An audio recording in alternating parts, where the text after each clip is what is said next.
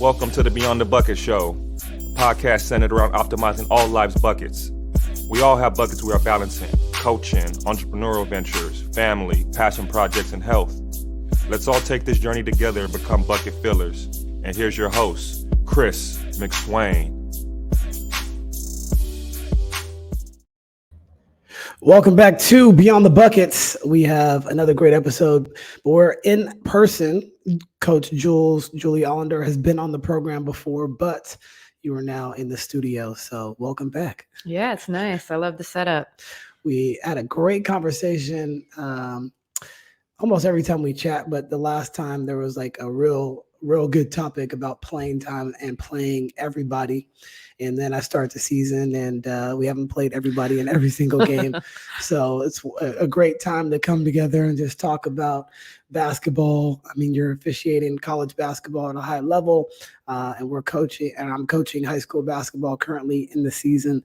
So just a lot of different things that we can talk about, but it was a great opportunity to bring you back and just have some good discussions. Yeah, absolutely. You know, everything in theory works perfectly until you actually have to put it into play. And so I'm sure you're doing best for those kids no matter what you do, and you give them value, and I'm sure they appreciate that. So yeah, well, the good news is I don't do the substitutions for our team, so they can get mad at our associate head coach, Ryan Eshoff, who actually is our assistant principal as well. But yeah, so they can get mad at him if they're not playing them in the game. So there you go. Well, now that I'm done blaming everybody else for my lack of playing time for our current players, I just want to start with where do you think the game of basketball is right now? There's a lot that has like been going on, not just at the high school level, but the college level as well as the NBA. Yeah, there's just a lot of directions we can go, but I'd like to hear your thoughts first and foremost.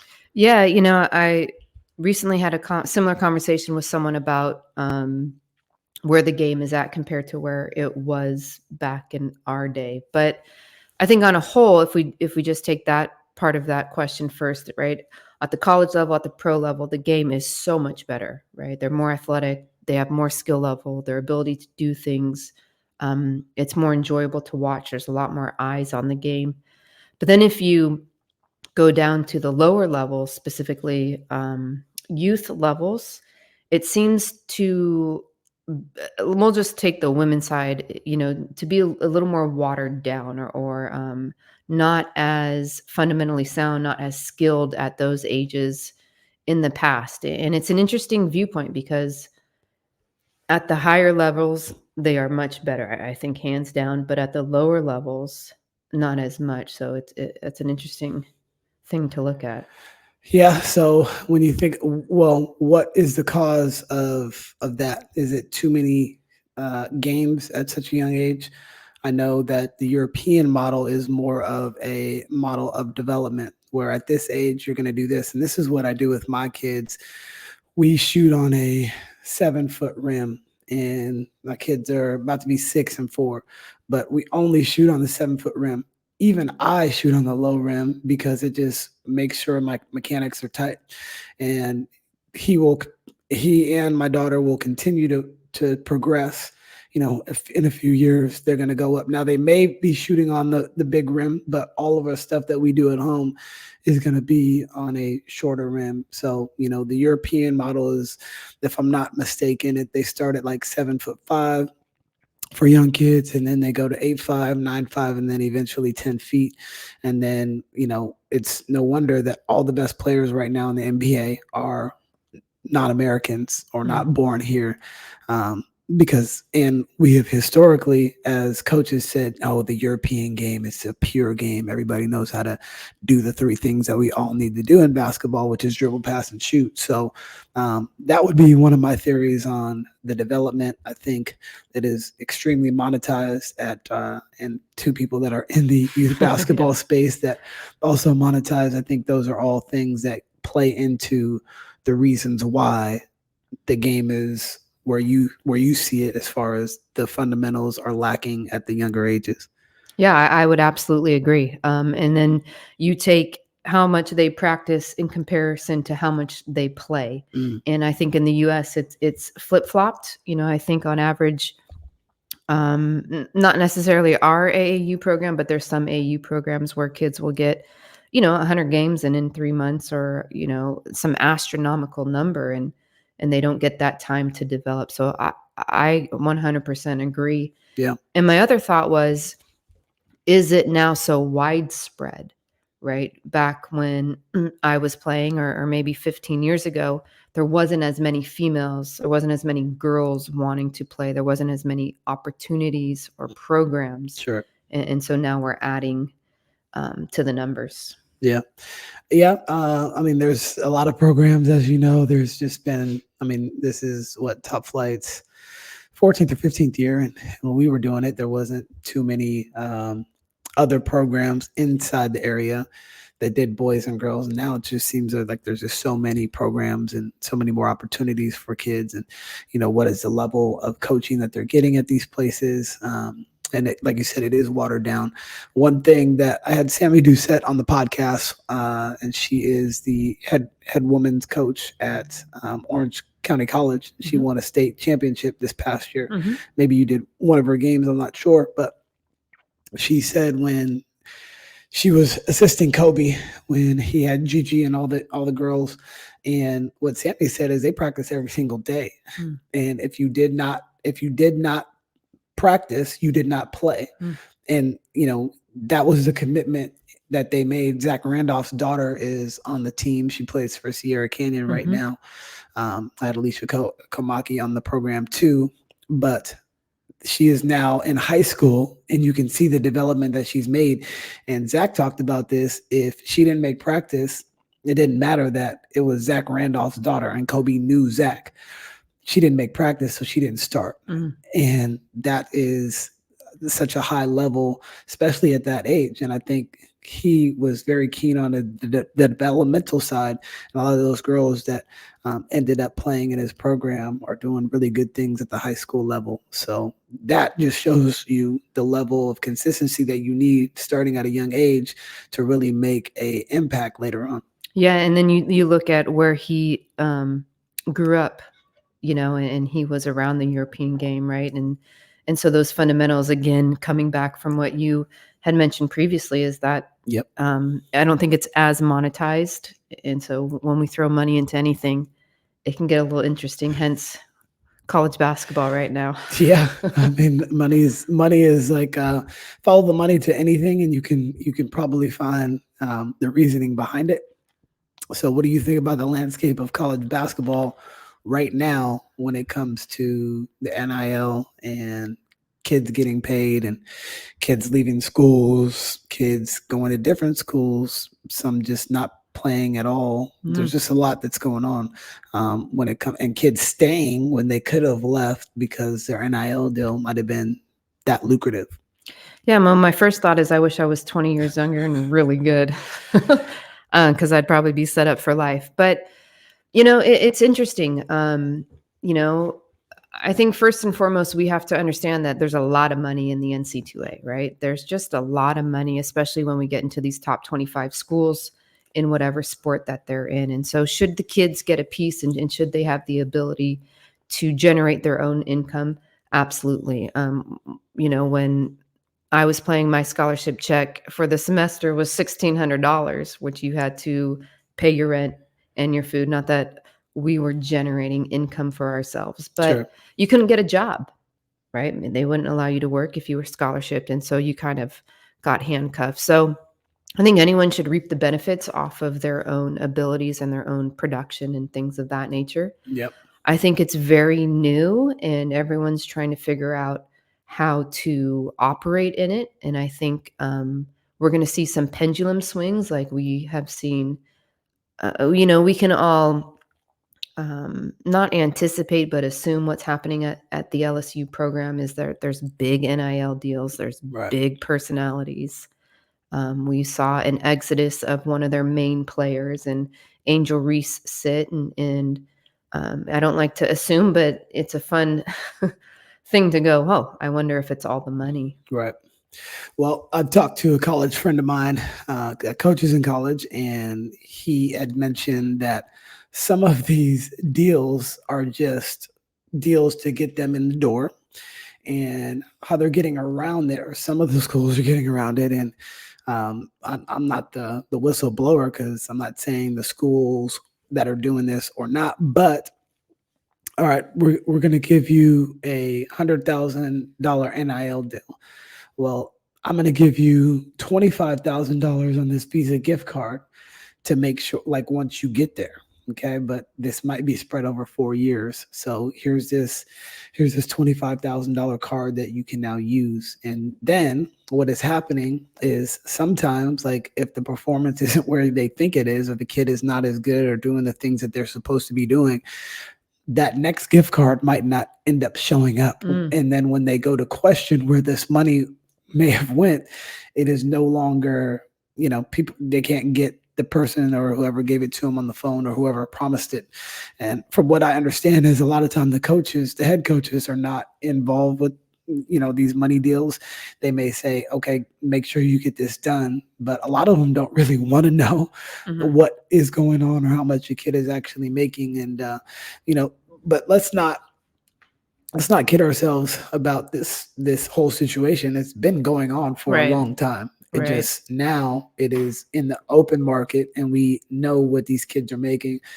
And quite frankly, back like in the Fab Five days, when Chris Webber allegedly took money or didn't take money, this was happening then. It's happening now. It's happening in a different way. But players like you and I, we would never get one of those deals. So it's really just the elite cream of the crop. It's 1%, maybe 2% of college athletes that have this sort of draw. Right. Yeah. I think the big money, I know one thing that the University of Utah did with, I believe, their football. What I saw, their football, men's and women's basketball, and gymnastics, is they all were given a leased, whether it be a Jeep or a Dodge Ram, and I'm sure there's some fine print on, as long as whatever you're attending the school, then great, we give you this leased car. But that's all NIL money. And I don't know that I would have reaped those kind of benefits, but I think it gives the average, and I don't mean average in a bad way, but the college athlete, the ability to start a business, the ability to get creative and not be punished, the ability to potentially, earn money off of their name or off of their doing, and have a creative space and learn how to be an entrepreneur. And I think those are really good things, as you and I have experienced in life. Those are fun. For sure. And I don't know if you saw the Johnny Manziel documentary. I did. That was a really good one. And what they were all getting in trouble for is something that happens every single day now. They were just using his name, image, and likeness, him signing autographs, his best friend, who they are no longer friends right now, but they grew up together and he was kind of the business manager. It gives you an opportunity to give one of your friends who doesn't play the sport an opportunity to be somebody in enterprise and an entrepreneur to help grow this thing. And it was like probably ahead of its time when it came to that. And hopefully some of these kids are doing that. I know Stanford, they don't do NIL. Well, I'll say I've heard they don't do NIL, but what they do is give you opportunities for investments. So they may provide some sort of equity to these investments that will over time probably pay you more than whatever lump sum that you were going to get if you just took the cash, and obviously you're a financial coach now. So if you told me, Chris, you can have X amount in 10 years if you just waited, or you can have it now. Well, the 21-year-old me may be like, no, I want the cash now. Right. But the person, the 40-year-old me now looks at it and is like, no, I want that in 10 years because it's going to get growth and compound over time. So the smart people, hopefully you're doing it the right way. Hopefully you have guidance when it comes to that. And I think that's one of the biggest things. Yeah, that's great. That's what Stanford is doing. I think it's a bit head and shoulders above the average, or even probably a good NIL deal, because If it's the right investment, as you know, and I know, that money's going to, like you said, compound, grow, and probably pay me 10 to 20 times more than it would now. And I know there's a lot of, and I've even dabbled in this and looked at the potentialities. Sports is fun, right? It's fun to be around. And what would it be like to be an agent and help those individuals and those athletes navigate this space? Because I read something where, something like the large percentage of NFL players and things of that nature go bankrupt, Right. because they have their entourage and they have this, and money goes fast, and you don't realize, even in the fine print of those contracts, well, you got 25K, the rest, did you read the fine print? Right. And so it is important to be represented correctly and understand what you're getting into. So yeah, it's a lot for a young person to think about, and the social media age that we're in. I mean, just think about how people watch basketball now. They don't really watch games anymore. So, the league pass, you probably get bombarded with same thing with the NFL. They'll sell the NFL ticket. This was the last weekend of the regular season, but they'll sell the NFL ticket for X amount of dollars. But now everybody's watching it on the app. Right. The NBA app is amazing because you get to see what the players wear when they walk in. We had a funny conversation about that yesterday, about some of these outfits. I don't know what stacked sweats are, but yeah, you get to watch what they wear when they walk in. Then you get to watch the highlights. It shows like all the in-game highlights from Steph, and you get to see every single one of them. And yeah, it's like a really cool way. So what happened in the game without actually watching the game. And then like on YouTube, they will tell you the whole in an 8-minute. I forget what it's called, but every game they have an 8-minute like highlight thing of everything that happened: first quarter, second, third, fourth, if it went to overtime, and you get to see everything that happened. So a lot of the pundits that you see on TV, they'll watch the Cliff Notes version of the games, and then they'll have a well-rounded view of what happened. So in 40 minutes, they can watch 5 of the games full from end to end and just know the important parts. Yeah, it's like catching up through pertinent plays on the YouTube app or whatever, or YouTube TV. But yeah, we're in a different age, and it's very interesting to be around it and view. Yeah, and my view is, I think that it's all great because we talk about how our coaches were with us, and we talk about how we are with our players or former players, and just wanted to grow and be better. Our coaches thought we were soft. Yeah, we think our players are soft. Our coaches thought they were soft. Right. We as a society think that our society is soft, but at the same time, we're more evolved than we've ever been. We have more information we have a computer in our pocket, every single one of us. We can communicate with anybody in the world, anybody. If I DM Obama, there's a chance that he can look at it. He might not. Right. The chances are he's not going to, but there's a small chance that he can't.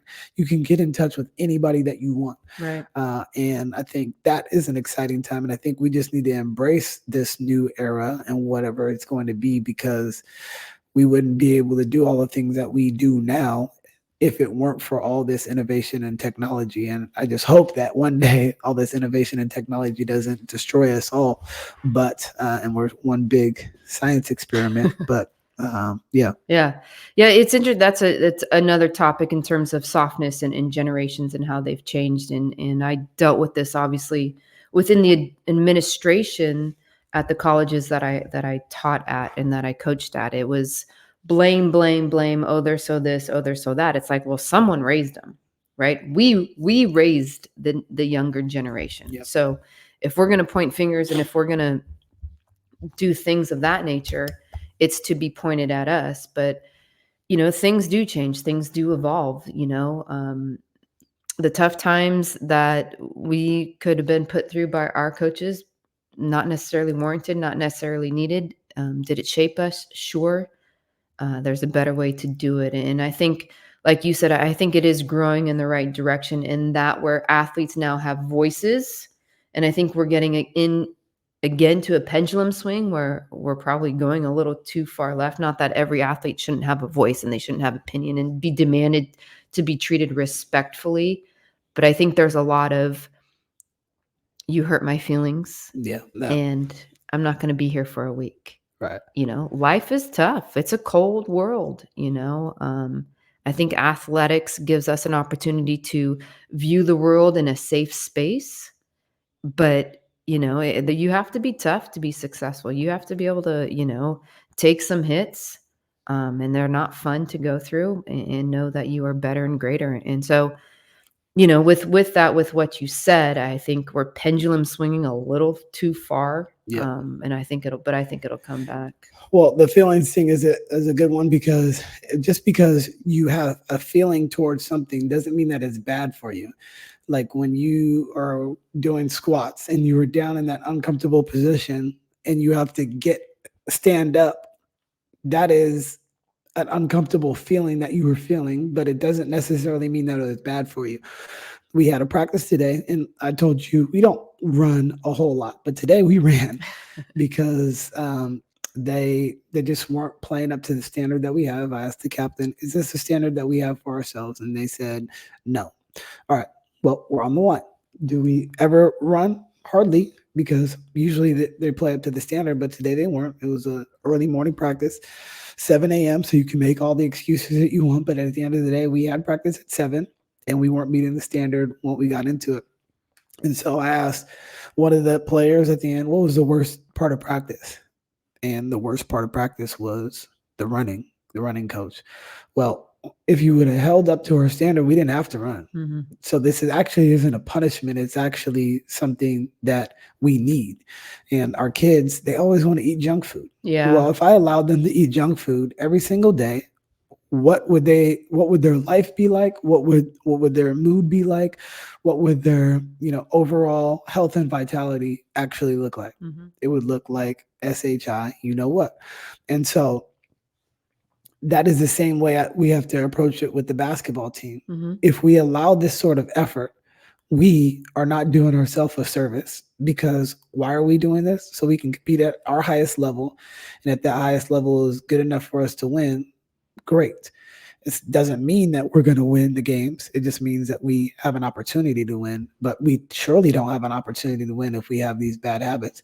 Just like our kids surely don't have an opportunity to live a fulfilled life if I just allowed them, or if we allowed them to eat whatever they want, whenever they want, however they want. Yeah, absolutely. I mean, standards are there for a reason. You've been doing it long enough and have been successful enough to know that if these standards don't get met, we don't win. And that is, as much as, that is the ultimate, not the ultimate, gosh, I feel like I'm going back on everything I said in a prior podcast. But you want to go out and try to win a game. There's no doubts in how you do that and things of that nature. But have you ever noticed, and I noticed it a lot with the teams that I had, whether you're running them or whether it's a tough drill and you're like, we had shooting drills or we had drills where I put numbers on and I was on it until you met it. And sometimes that was 90 minutes and that was my whole practice. But the emotional tone changes of the group as they go through this. It's like, you don't get it the first time, great, do it again. And it's similar to running, right? They run again and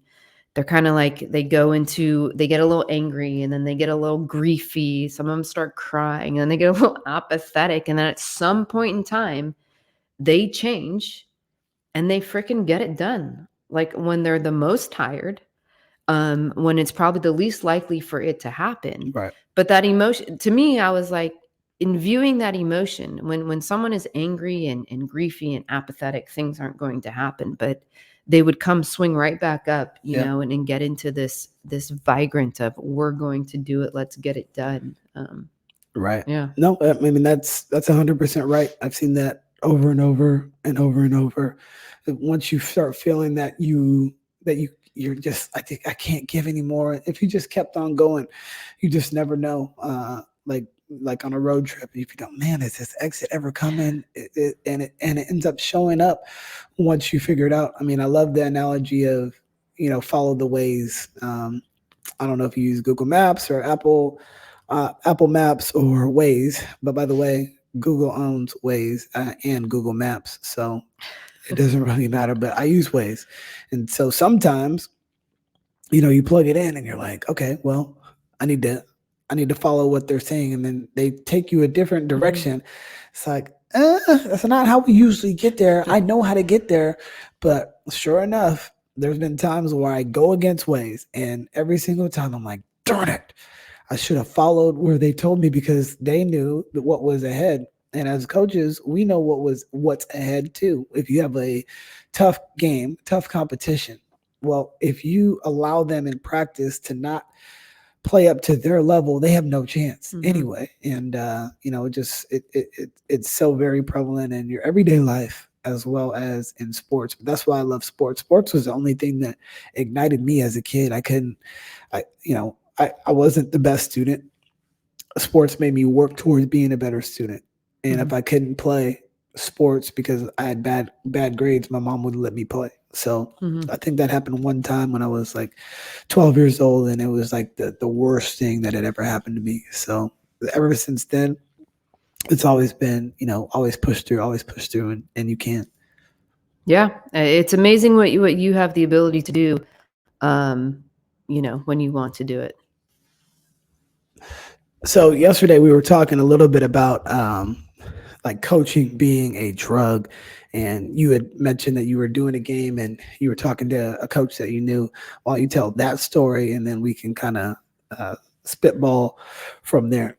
Yeah, so had a game, two good friends of mine that I coached against for many years, and it was a competitive game, and sometimes there's a little more skin in the game when you're playing someone even though it's friendly. But this coach has been, and I do want to talk about that friendly rivalry too, about friends coaching or people that know each other well, or if you coached in the league. So, but continue your story. But I want to make sure we get back to that too. Okay.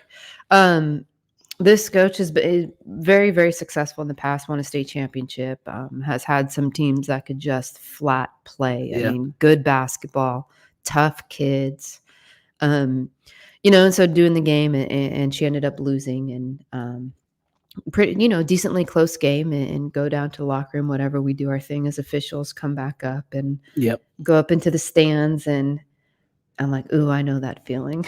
It's it's a tough feeling, and just was like, how you doing?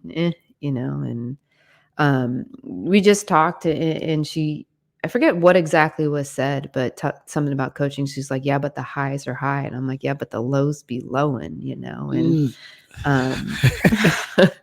it was interesting. I don't know if it was while I was still coaching, but with that saying, the lows be low. And I remember that feeling of losing a game when you won, that loss feeling was a bit tougher to experience than, obviously the win is good to experience, but it's interesting how that was a more what's the word I'm looking for, amplified emotion than winning.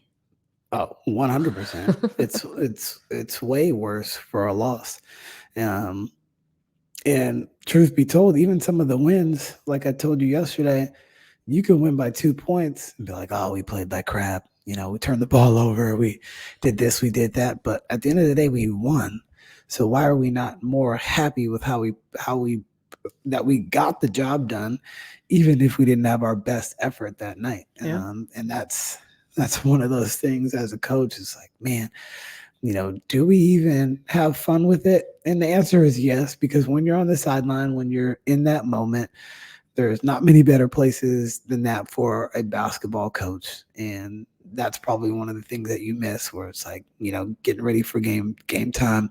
They do the national anthem, starting lineups, all that. You shake the other coach's hand, and then you start playing the game, and you're completely locked in for that hour and a half. So that's something that I really love and I enjoy.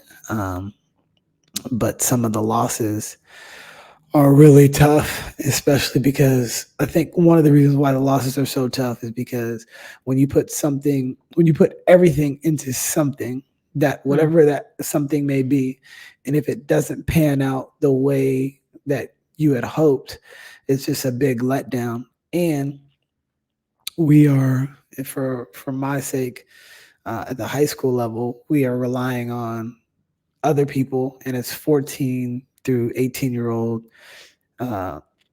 kids that have to play this game Right. on a Friday night. And there's a lot of anxiety and tension because, this is a quote unquote big game that really doesn't matter in the grand scheme of your life. But Right. it means everything to those kids, the coaches, even the parents.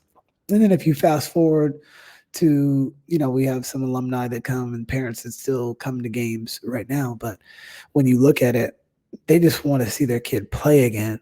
They don't recall all of those, the really hard parts. They would do anything to be back in the game, just like most players would be. And that's what I think that we need to really start focusing on more instead of all the stuff that doesn't matter, but it's hard. Yeah. To echo your point, there is nothing, well, I would say playing, but, standing on the sideline, and coaching those, whatever it takes, 90 minutes, 40 minutes of a game, 32 minutes of a game, you're in the fight, you're fighting with a group. There's one common purpose. Yep. The strategy, that is an emotion that is fun to experience, except when it goes bad. Except when it goes bad.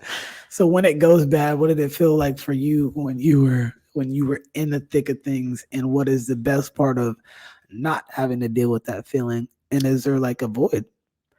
Yeah, so I would say that, not having a solution. My viewpoint was, if a kid wasn't playing up to the standard, that was on me. If we weren't performing up to the standard, that was on me. If the other team scored, it was on me. I really tried to take this broad scope of responsibility, because then I could be cause over it, and I could obviously make changes and things of that nature. But what if the other team was just better?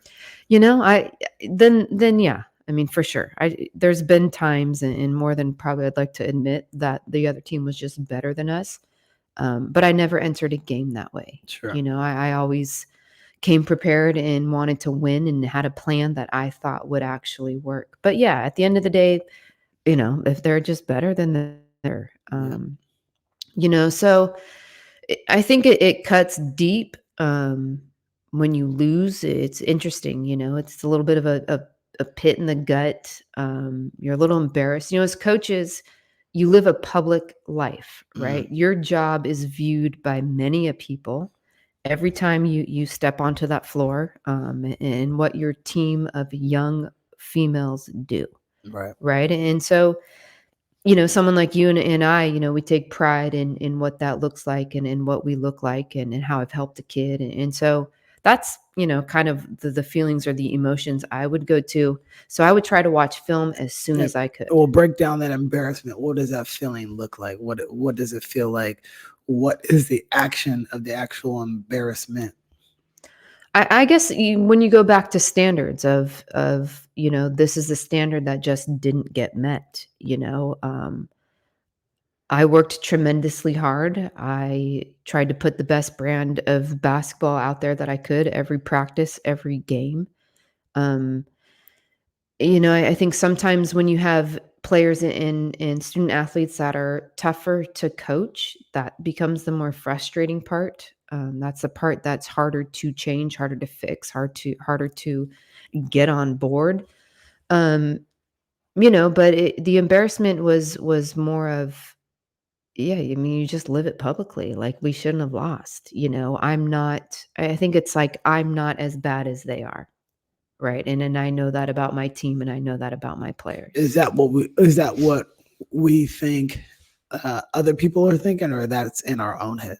I think the majority is probably in our own head, other than those who want to see us lose. Right. I'm just kidding. There's very few of those people, but for sure. I mean, I think individuals who are successful are going to be, have high standards for themselves, and probably be a little, a little picky on what should have and shouldn't have worked, even though someone else didn't see it. The hard part is, even though you lose, every coach has lost big games. There's been no coach that hasn't. Like, you talk about the top college basketball coaches, whether that be on the men's side or women's side, every one of them, Gino, Tara, Kim, they've all lost really difficult games.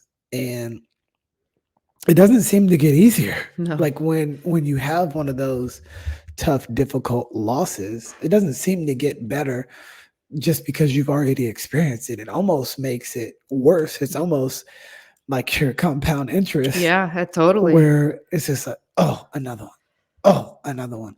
And the really big wins, first of all, really big wins are few and far between. Yeah. There's way more hurtful losses than there are victorious wins where you're like, yeah, the way I think about it. Because most of the time we should beat the team.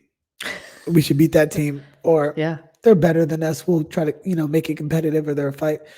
But there's very rare where it's like this game could go either way. I would probably say out of all the games in the season, this year when we played 14 games, the 10 wins that we have were all games that we should have won.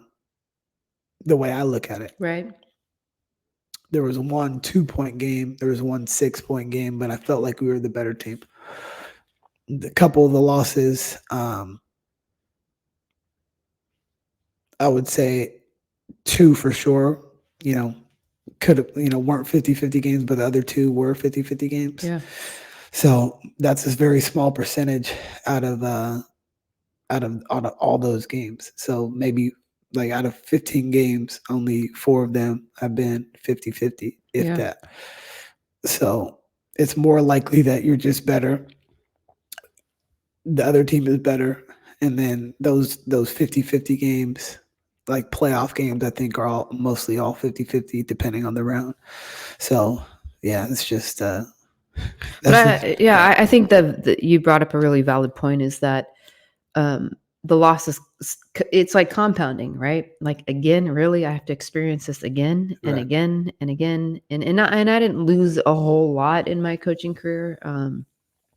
But to that point is as I got later into it, I was like, whoosh, man, I don't know.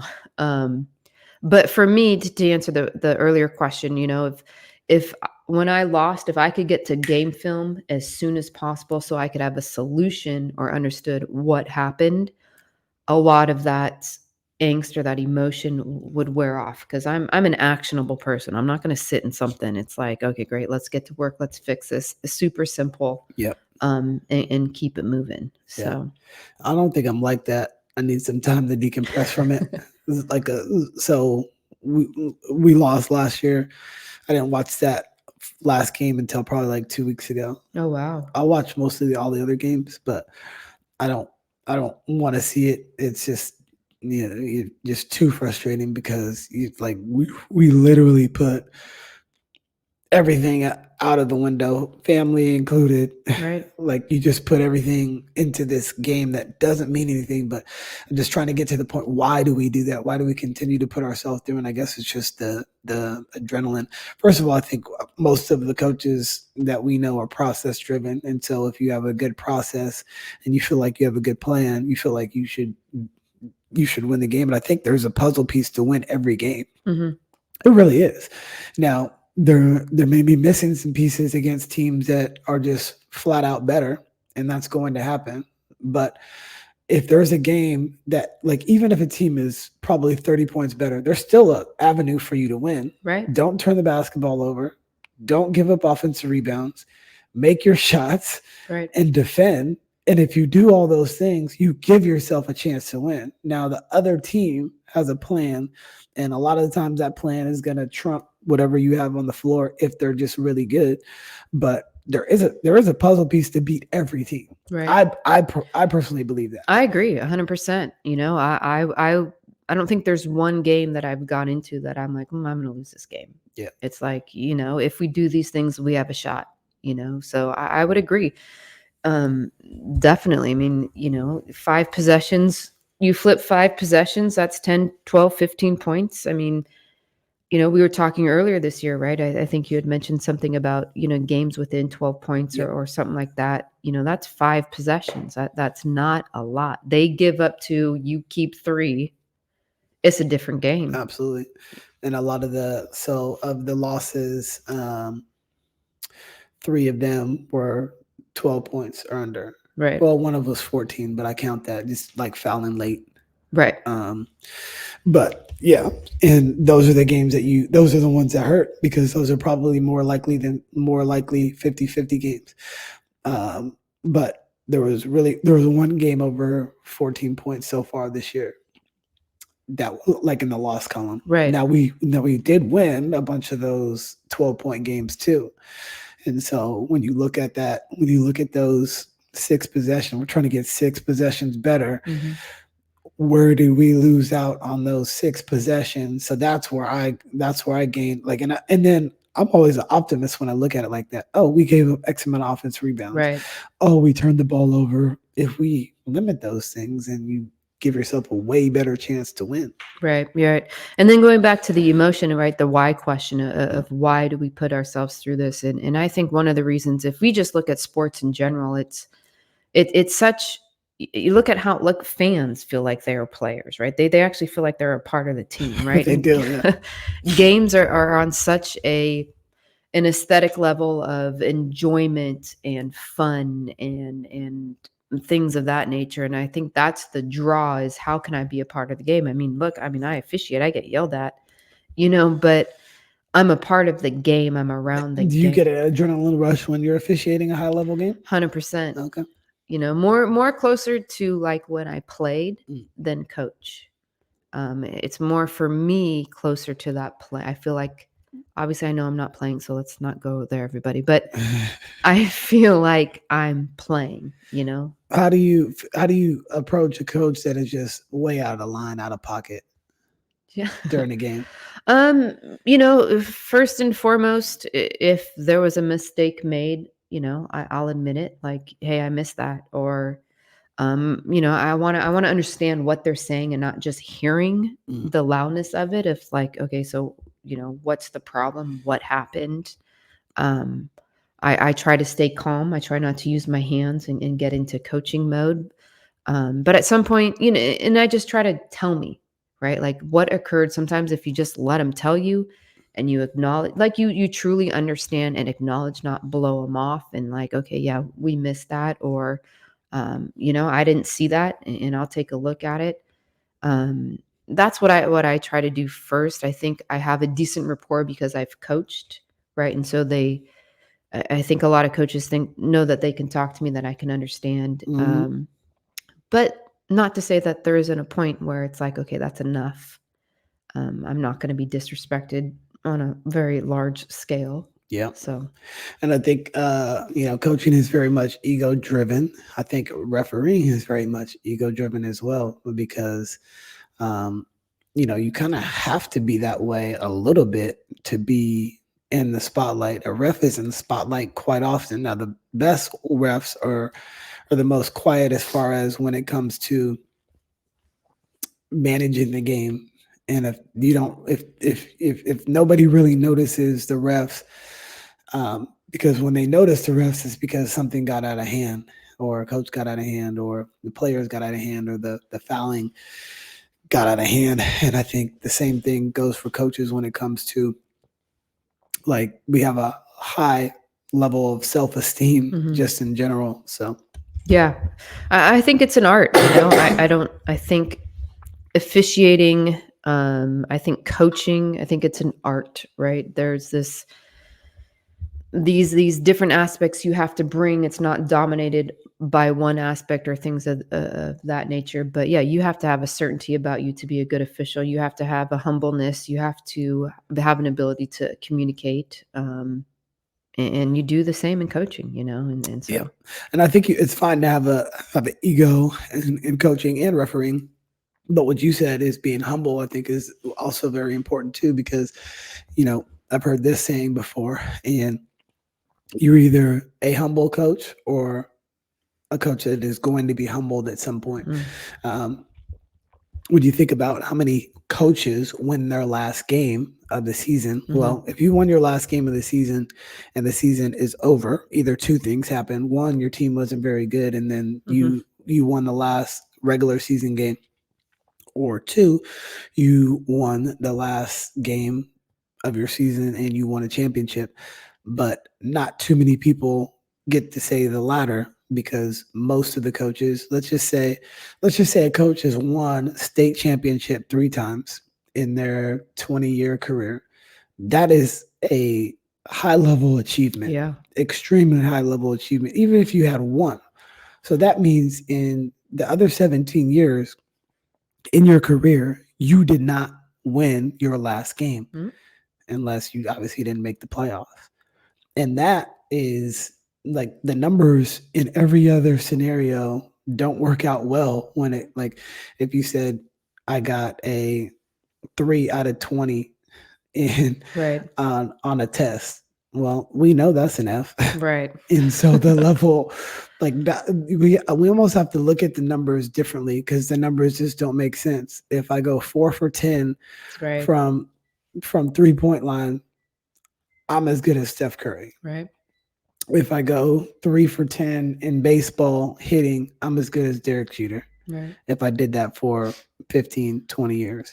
And if you went 3 out of 20 in basketball, as far as winning a championship, that's pretty darn good because most of them. And I think there's maybe another thing that we are all striving for is like, what if we can get there? Right. Can we get to that level? Can we get our team? Can we get our program to that level of championship status? And that's one of the driving factors, I think, for a lot of us. I know for me, it's like a challenge. Can we do it? Can we do this? And we've won a lot of games, but we haven't gotten to that elusive state championship, and we've lost to the state championship winner, I think 3 times in my career leading up to, and they ended up winning the state championship by a lot. And mostly all those games were a 6 possession or less game. So I still think about those, but I don't think about all the great wins. I know, it's crazy. And, I think that's the enjoyment though, the process, like I just think that that's the enjoyment. Like once you get there, it ends quick because it doesn't last. Yeah. Right. But the enjoyment is in the process. The enjoyment is in the work. The enjoyment is in the daily of like, I'm going to go achieve this. And here's all the things that I have to do. Right. And I think that is an ultimate, like you said, that is a driving factor is coaches who are process driven is like, we always have a next action. Right. We always have something next to get to.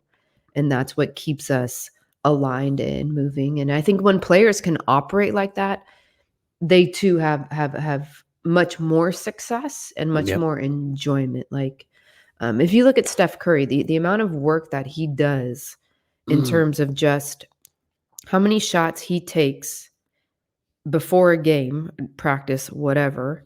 And what does he take? 12, 15, maybe 20 shots a game, and you weigh those ratios out, right? For every 1 shot in a game, he's probably taken, couple thousand. Yeah.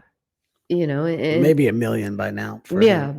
But, and so I think too often players and maybe young coaches or newer coaches is like, yes, I want that. And that's all that matters rather than what's the process?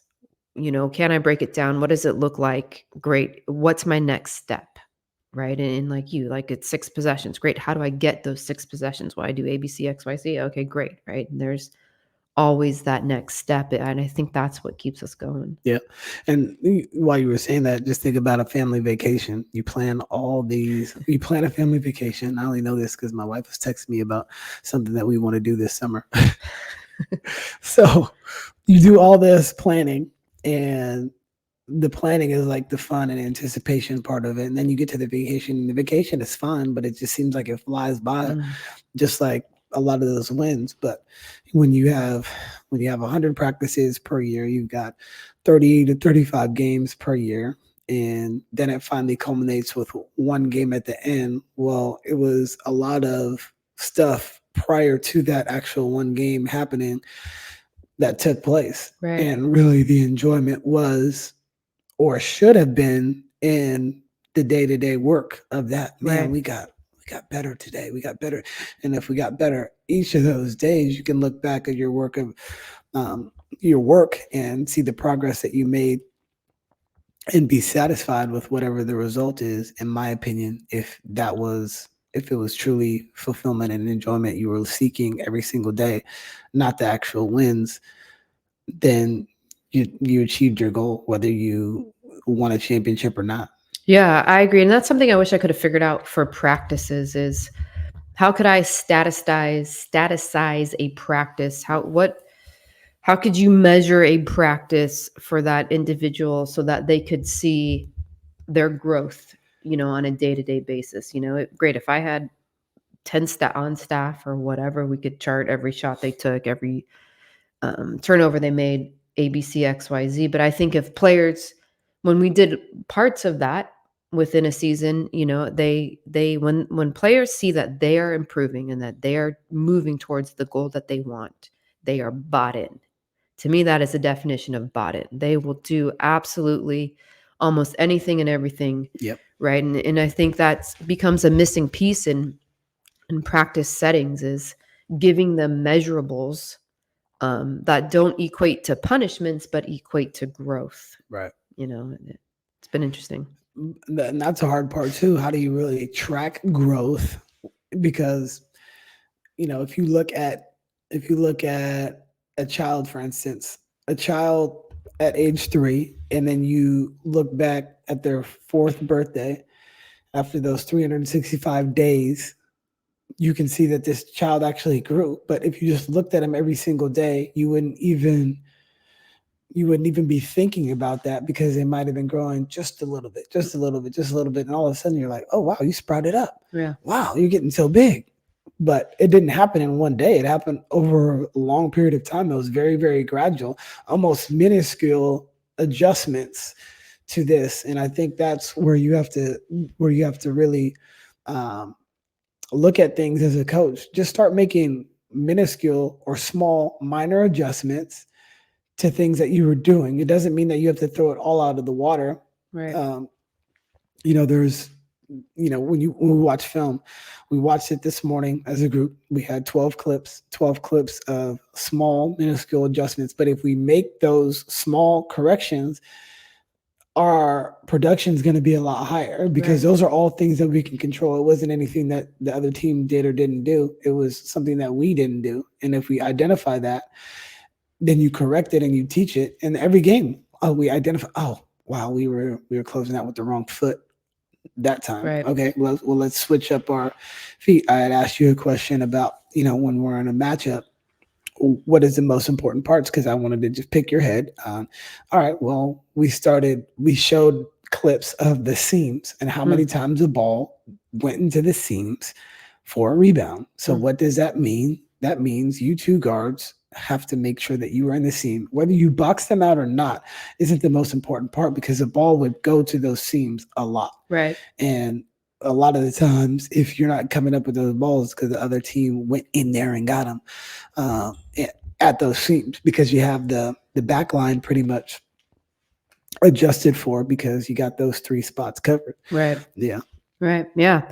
Yeah. It's just minuscule. It's not big. It's small, and it's daily, and it's, every drill, every rep. If a player, if a coach, another point and I've attended obviously a lot of high school practices when I was recruiting, whether it be at Ohlone or Sac City, and even went to a lot of 4-year practices, seeing my kids play at the higher levels. And the biggest thing that I saw within practice settings where I thought coaches could have done a better job, or where practices could have failed, more or less, meaning that an individual player didn't get everything they could have, right? And obviously that a lot of that has to do with that individual players, but is that they failed to coach every rep, right? It's like, here's the drill, put them in the drill, and then I'm just going to sit back and watch. Sure. Rather than, here's the drill, great, you're going to catch it on your inside foot, you're going to turn and face, you're going to snake the ball screen or whatever. It's like, wrong foot, do it again. Wrong foot, do it again. You didn't wait for the screen, do it again, right? And I have found in practice settings, and whether I'm training or developing kids, is if you can coach a drill in that manner, they become aware of what they're doing and when they're not doing. Now they have all this body awareness. Yep. So now I can talk to you and go, whatever, switch your feet. But that stacked repetition, within like a 30-second period does wonders. Right. I mean, they improve on some drastic level. So yes, going to what you said of it is those minuscule adjustments, but then what are you doing within those minuscule adjustments, right? But those are small adjustments that you're just talking about. Exactly. Very, very small, minor details that if you leave those open-ended and not closed, it will affect the outcome of a game potentially. When you're being pressed and you catch the ball so far on the baseline that you have no space, there's an extra defender because the baseline is right there. Right. And now they come and trap you. What does that look like? Why are we catching the ball so deep? Right. And we don't have an opportunity to actually change that. So that is one. I also wanted to get back to the question. Oh, yeah. The question. All right. So, our league, we've seen the same coaches over and over. It's very rare that there's a new coach that comes into the league. And if there is a new coach, it's just very few and far between in the time that I've been there. Mm-hmm. And so what was your etiquette like with a coach that or even, like you knew pretty well, and it's just this competitive thing, and it's like you talk before the game, but you want to kick their ass, and they want to kick your ass. So it's just a funny thing. Oh, coach, how are you? Everybody talks bad about their teams, everybody else. But another thing, I'm on a tangent, but every coach thinks their practice is great. Mm-hmm. And then you go to somebody else's practice and you're like, mine's better. Mine's better. Yeah. But it's subjective. It's very subjective. And that goes back to the coaches' insecurities as far as like, we think ours is great, but then, we'll tell everybody else, oh, our team is soft. Right. I know. Isn't that funny? I think that has a lot to do with like, if I don't try, I can't ever fail. If I tell you my team is soft and we lose, I told you, right? I've taken the skin out of the game for myself. But, but to your first question, so I believe I kind of wear my emotions on my sleeve, my heart on my sleeve. That's kind of the type of person I've always been. So I don't think it was a secret to any coach that I played if I wasn't buddy with you, that I didn't want to be buddy with you. Didn't mean I didn't, I didn't feel like I ever disrespected a coach playing against them.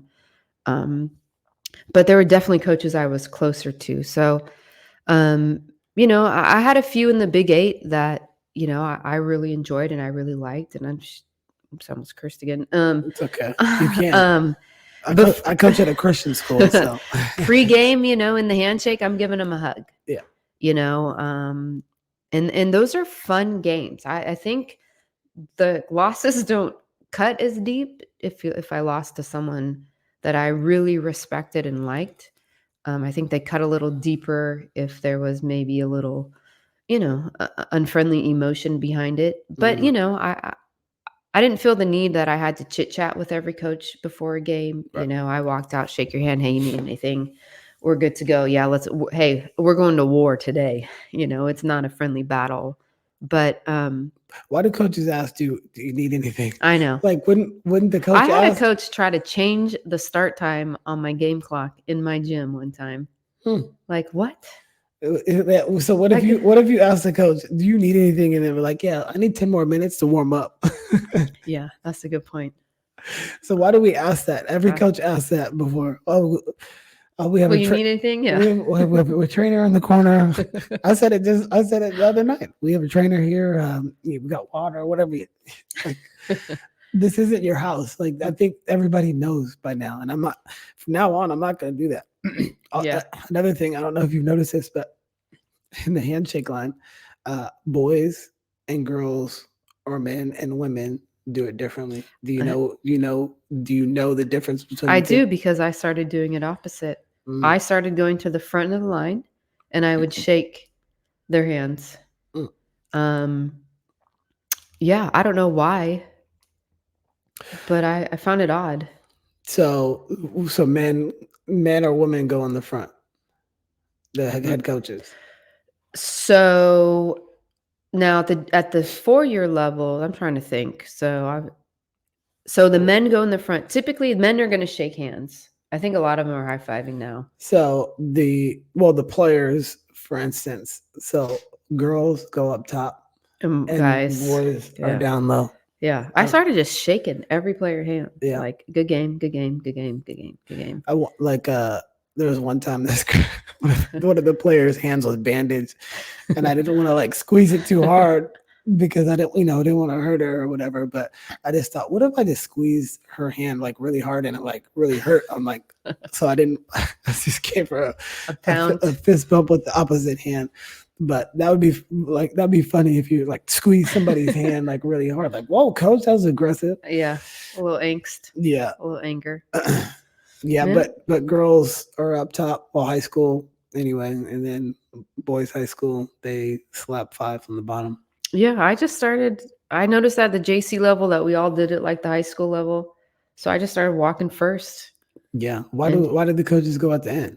I have no idea. I have no idea whatsoever. What other weird stuff in basketball that we coaches or refs do that, like, why? So we just came up with a few. Why do we shake hands the way we do? And nobody really knows how it started, but it started somehow. And why do we ask the other coach before the game, hey, you need anything? What are other things that we as coaches do that is kind of weird? Well, I can only think from an official standpoint right now. There are certain things that aren't even in the rule book that coaches, players, and parents start yelling about, like over the back, reach. But let's see, weird things that other people do. Well, it's not really an over the back call. It's basically a push, right? Displacement. Yeah, I can reach all I want over. I can reach as long as I don't make illegal contact. One of the things that the refs always say is, coach, you got any questions? I do ask that. But but no, I've never had any questions. I had a coach go, yeah, can I start with 10 points on the board? And I told one of the officials yesterday, I said, listen, if I get out of line, just do what you have to do. And she came back and she's like, coach, you're good. And I was like, wow, thank you for earning some sort of respect here. I hear that. But what other stuff is like weird in the game?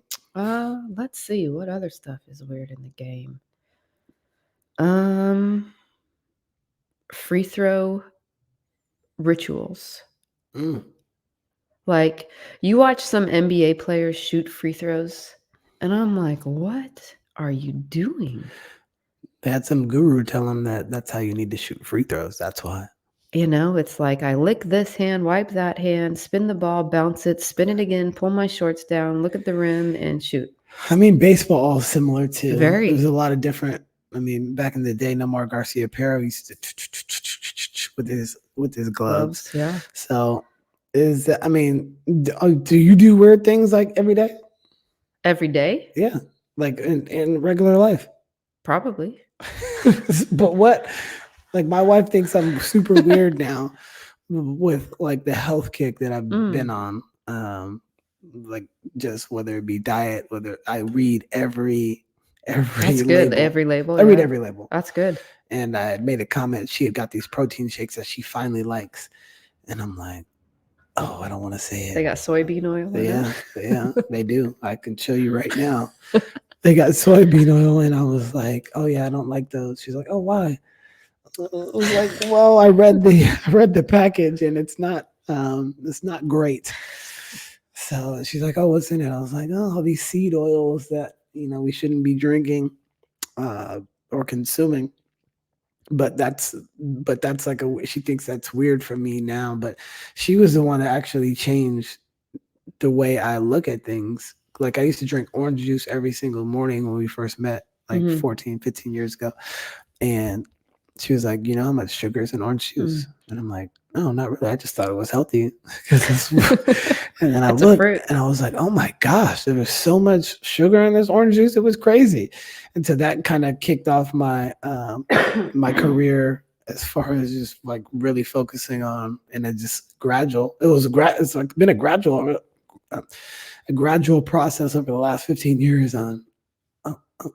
But I will say I've You never went a little too far for her, apparently. No, I'm just kidding. maybe I'm just kidding. maybe That's because just a joke. we're I mean yeah, I'm a little weird when it comes to all this. I got you on that juice, I think. Yeah, I'm weird on health stuff too. The apple cider vinegar, cinnamon, cayenne pepper, Yep. lemon juice, Yep. turmeric.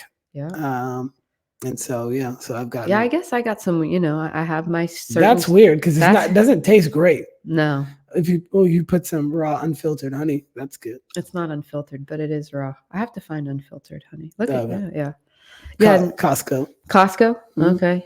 Yep. Yeah. No, I definitely have some rituals in terms of my shake, and I started feeding my dogs real healthy too. That's probably pretty real. Like raw. I feed them raw what? food. Oh meat. yeah. Okay, that's good. Yeah. Because why? If you think about it, why would dogs eat something different, like processed? They're eating processed food. Yeah, way processed. Yeah, and we don't feed humans processed food, so Yeah. it would only make sense that a dog can consume regular food, from whatever animals. source. Yeah. Beef, duck, lamb, turkey, salmon. Makes a whole lot of sense to me. Yeah. But health is wealth. It's your vitality, and if you don't have your health, especially as you age, I've noticed. I mean, sheesh. For sure. If I put on a little weight, I mean, I can feel it in my knees, and then if I eat bad, especially if I eat a lot of gluten or stuff or sugar, I can feel my joints swell. What do you do for your workouts now? Well, I run a lot with officiating. Yeah. No, I got on this stuff. It's called ATG online, so it's called Athletic Truth Group. His name is Ben Patrick. So when I first started officiating about 4 years ago, man, I had never put my body. I didn't really work out regularly. I guess I was hurting for the first 2 weeks. I mean, I was in ice baths. Wow. I had a lot of knee pain. I had minor knee surgery, and I had some Achilles issues, and so I got turned on to this. It's called ATG Online, Ben Patrick, and so he has a platform and an app, and it's really good. I mean, it's full body, full range of motion. Took away all my knee pain. Took away all my Achilles pain. Definitely greater range of motion. Oh, that's the knees over toes guy. Knees over toes. Yeah. I didn't know what it was called, but I follow him. I like all that stuff. Got my dad. He had injured his elbow, so they have a whole elbow workout, and and it's great for young athletes. One of the things that I ran into when I was coaching, and I'm not sure if at Valley that you have to also do their weightlifting and conditioning and things of that nature, but it's like you have so many hours in a day, right? I get maybe 2.5 hours with lifting. And on the women's side, we all know that they're a little more prone to injuries, especially ACL tears and things of that nature. So how could I get them quicker, faster, stronger? Because they need it to be, but also prevent injuries at the same time. And I think if I were to go back, I would use this platform. And I'd put every athlete through it. I mean, it's just to be able to prevent and protect my knees and my ankles and get stronger at the same time.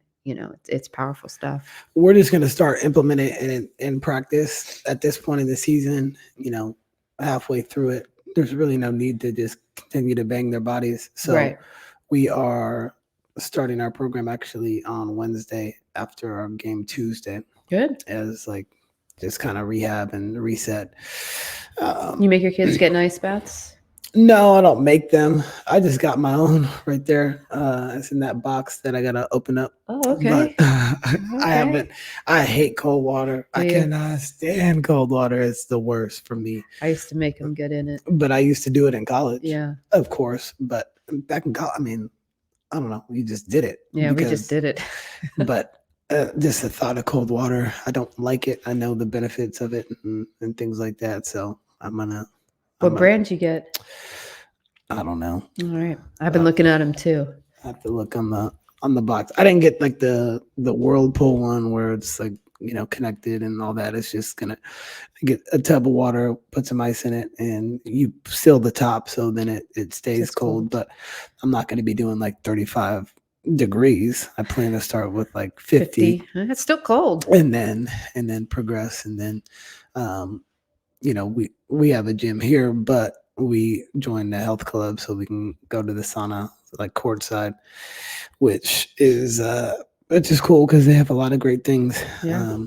And our mom is going back to that. So Good. yeah, our whole family is pretty much all about that being healthy, It's because good. we had 2 people pass in our family in the last year, and so had they been healthier, they probably would still be here. And Yeah. it's ironic that her stepdad, he came to our house to pick up like these weight set, so like 5 to 40 pounds, and he came a day before he passed, and he wanted to get in shape. Ugh. And so then it was like, yeah, like you have to make this a priority. And coaches, like all of you coaches out there, a lot of times we neglect ourselves because of the other people that we're serving. So you also need to make sure that you make yourself a priority when it comes to your own health and wellness and well-being. Because if you don't, I mean, there's just so many coaches that have had heart attacks lately. Yeah. It feels like there's just been so many coaches that have died because they're not taking care of themselves. So like, you can still do all the things that you want to do, just be more efficient, just like with your drills. Can we accomplish offense and defense in both? Well, if you're working out, just bring your iPad to the gym, put it on the treadmill and watch it.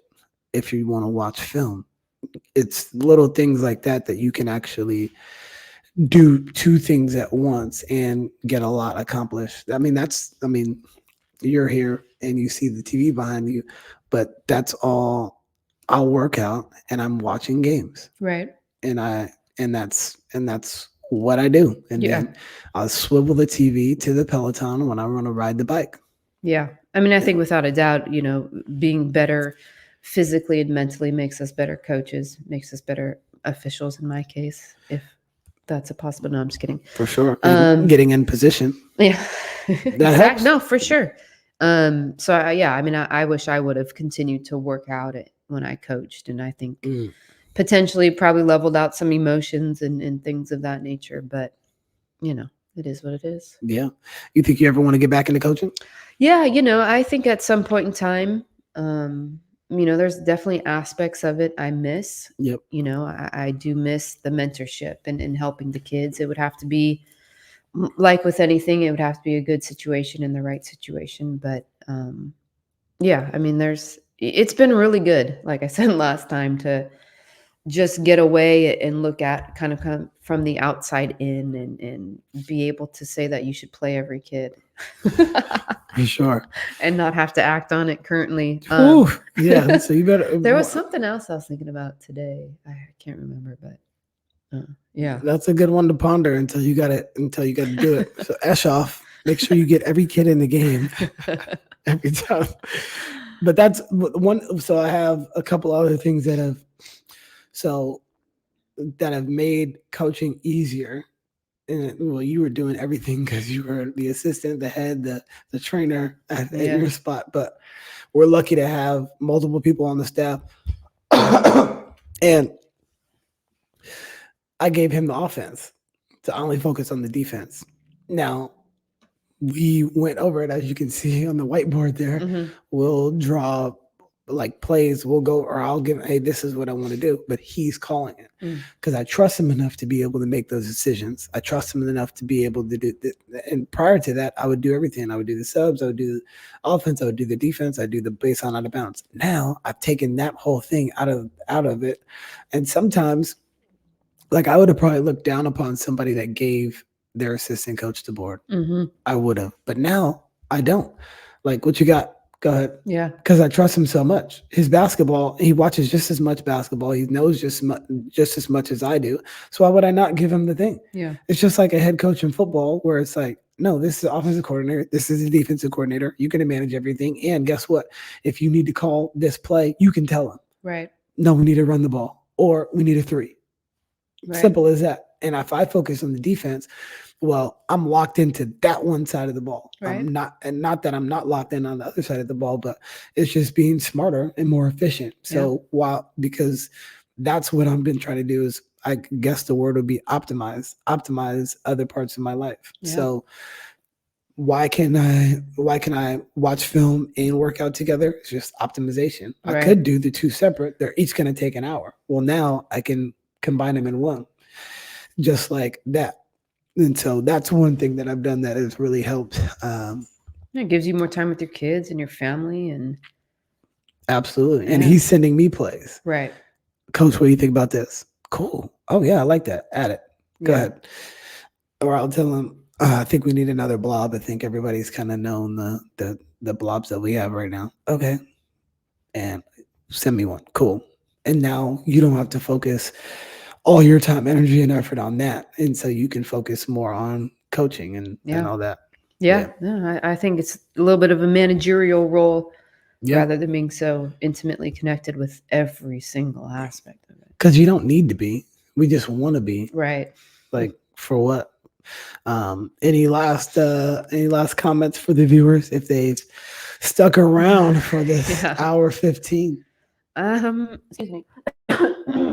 Fighting this cold. I would just, I think we had a great conversation. I think the emotional aspect of coaching is real, and it's not new. It's not uncommon. I think, figuring out how to be even keel by still also being still competitive in developing and things of that nature. But I think when you can take your emotions out of it, you're more rational anyways. Yep. So that would be my piece of advice. Yeah, that's big. I mean, keep the competitive fire without compromising your standards and the effort that you need to put in for your team to have the most success. But I would say it sums up how I've been, more recently compared to years past. And, most of the time we didn't really talk on this. It's really only in our own head. So nobody really cares if you lose the game. The players might care for that night, but when they come back the next day, they're not really thinking about it like you. They're not watching and agonizing over every possession. So try to enjoy it and move on. Just like you tell your players, next play. Everybody says that. Move on to the next play. We have to do that as well. And you know what the next play is, Coach? What? This outro. Thank you for listening to the Beyond the Buckets podcast. Please remember to subscribe, rate, and share the show with your friends. And until next time, take care.